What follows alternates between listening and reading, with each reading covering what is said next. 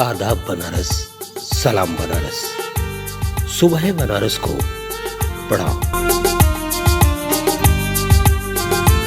एक ऐसी आवाज जो आज तक मेरे ज़हन में मुझे परेशान करती है, उसकी कशिश मुझे अपनी तरफ खींचती है।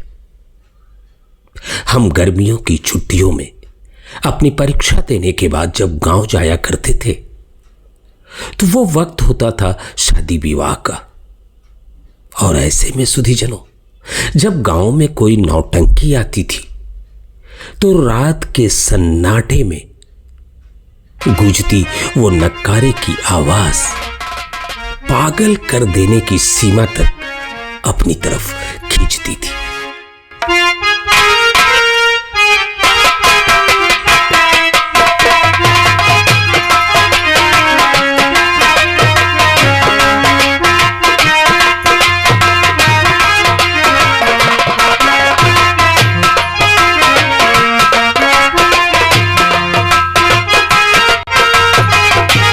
और कब रात से सुबह हो जाती थी यह पता ही नहीं चलता था। यह नक्कारे का कलाकार जो अपने दो लकड़ियों के माध्यम से नक्कारे पे न जाने कितने कलाकारों को नचाता है, हर विधा के नक्कारे का वादन इसके पास एक कुशल कलाकार के रूप में सुरक्षित है।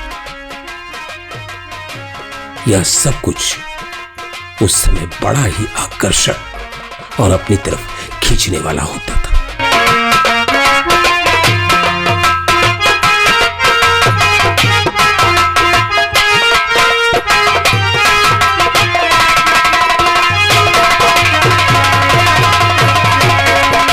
और फिर धीरे धीरे समय बीतता गया और फिर वक्त आया 1966 का।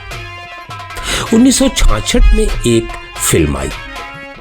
फिल्म तो मुख्यतः राज कपूर की थी और ग्रामीण अंचल की कहानियों की पृष्ठभूमि से वाबस्ता थी। फिल्म का निर्देशन बासु भट्टाचार्य ने और निर्माण प्रसिद्ध गीतकार शैलेंद्र ने किया था। यह हिंदी लेखक फणीश्वर नाथ रेणु की प्रसिद्ध कहानी मारे गए गुलफाम पर आधारित थी। इस फिल्म के मुख्य कलाकारों में राज कपूर और वहीदा रहमान शामिल थे।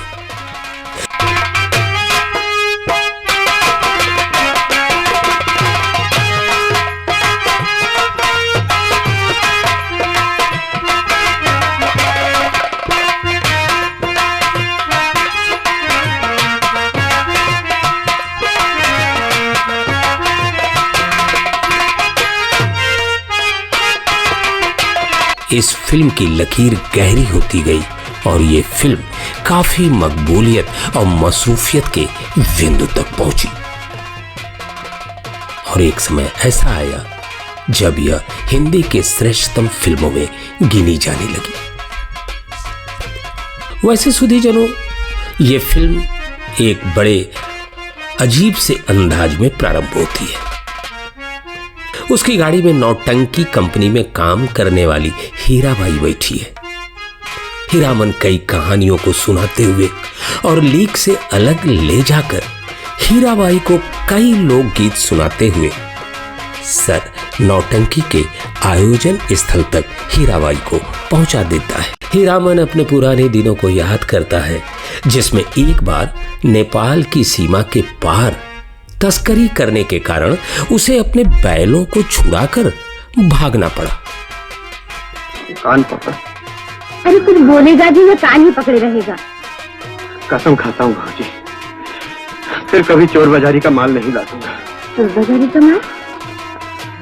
हाँ भाजी। और ठीक इसके बाद उसने कसम खाई कि अब से चोर बाजारी का सामान कभी भी अपनी गाड़ी पर नहीं ला दूंगा।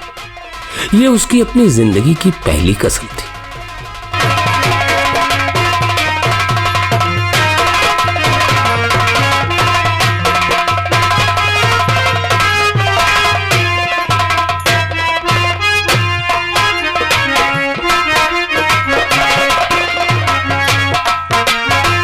उसके बाद एक बार बांस की लदनी से परेशान होकर उसने प्रण किया कि चाहे कुछ भी हो जाए वो बांस की लदनी यानी अपनी गाड़ी पे बांस को दोबारा अब कभी नहीं ला देगा। जी हां सुधीजन, यह उसकी दूसरी कसम थी। लेकिन फिल्म तो दरअसल तीसरी कसम पे आधारित है।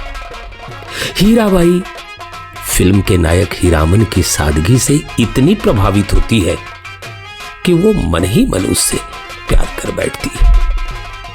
उसके साथ नौटंकी स्थल तक आने का 30 घंटे का सफर है और ये सफर इन दोनों की बातचीत के बीच से गुजरता हुआ उस स्थल तक पहुंचता है। हीराबाई हीरामन को अपने नृत्य का कार्यक्रम देखने के लिए पास देती है, जहां हीरामन अपने दोस्तों के साथ पहुंचता है। लेकिन वहां उपस्थित लोगों द्वारा हीराबाई के लिए अपशब्द कहे जाने से उसे बड़ा गुस्सा आता है। वो उनसे झगड़ा कर बैठता है और हीराबाई से कहता है कि वो ये नौटंकी का काम छोड़ दे। उसके ऐसा कहने पे हीराबाई पहले तो गुस्सा करती है, लेकिन हीरामन के मन में उसके लिए प्रेम और सम्मान को देखकर वो उसके और करीब आती जाती है। इसी बीच गांव का जमींदार हीराबाई को बुरी नजर से देखते हुए उसके साथ जबरदस्ती करने का प्रयास करता है और उसे पैसे का लालच भी देता है। नौटंकी कंपनी के लोग और हीराबाई के रिश्तेदार उसे समझाते हैं कि वो हीरामन का ख्याल अपने मन से दिमाग से निकाल दे।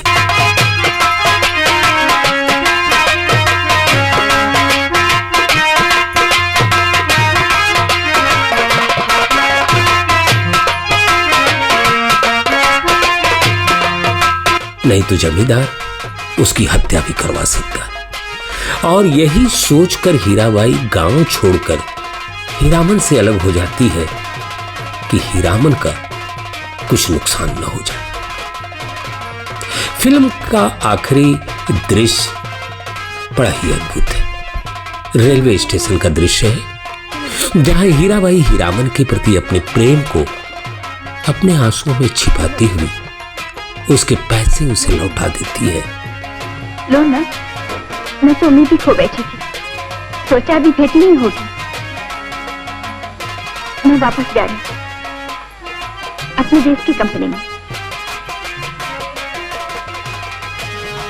लो मेरी निशानी। जो हीरामन ने मेले में खो जाने के भय से उसे रखने को दिए थे और उसके चले जाने के बाद हीरामन वापस अपनी गाड़ी में आकर बैठता है और जैसे ही बैलों को हाँकने की कोशिश करता है तो उसे हीराबाई के शब्द याद आते, मारो नहीं, और वह फिर उसे याद कर मायूस हो जाता है।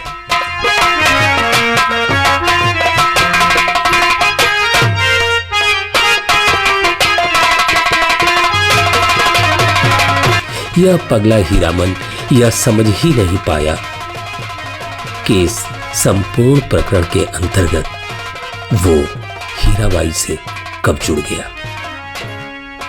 अंत में हीराबाई के चले जाने और उसके मन में हीराबाई के लिए उपजी भावना के प्रति हीराबाई के बेमतलब रहकर विदा लेने के बाद उदास मन से वो अपने बैलों को झिड़की देते हुए तीसरी कसम खाता है कि अपनी गाड़ी में वो कभी किसी नाचने वाली को नहीं बैठाएगा।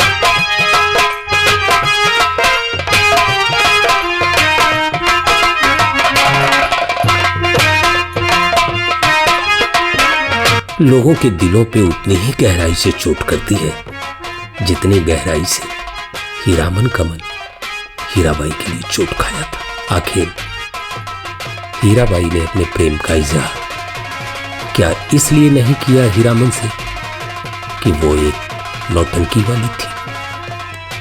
उसका कोई स्थायी ठौर ठिकाना नहीं था, आज यहां तो कल कहीं और। लेकिन इतना तो हुआ कि हीराबाई हीरामन की सादगी पे मर मिटी। और इसका सबसे बड़ा प्रमाण स्टेशन पे हीरामन से विदा होते हुए हीराबाई की आंखों के वो आंसू थे जिसे वो छिपाना तो चाहती थी, लेकिन आंख झूठ नहीं बोलता, आईना झूठ नहीं बोलता। और उन आंसुओं ने पूरे फिल्म का निचोड़, पूरे फिल्म का सारांश आंसुओं के रूप में कर दिया।